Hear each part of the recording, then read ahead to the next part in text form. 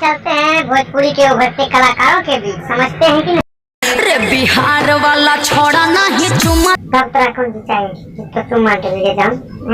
जब बोलबे अगर भीतर के बउर चल बुढ़ चोरी है रही भीतर घुसा के बात करिए चुम्मा मांगे देवे नहीं चुम्मा देना तो निकल यहाँ से भोंस सबके छियै हमारा गाल रे रस सब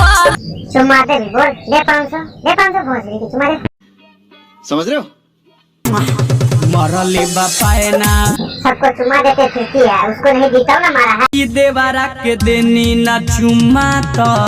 मरल वही रिएक्शन हुआ है उस पे कल निकल पहली फोटो तो निकल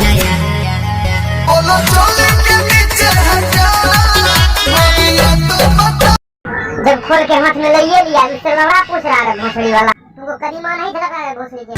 फैला बंडा ढोड़ी में लेके खोदे कंडा फैला अगर ये बिल्ला वहाँ रख लो ना तो मटका किला धैस तो फाइन फोड़ दे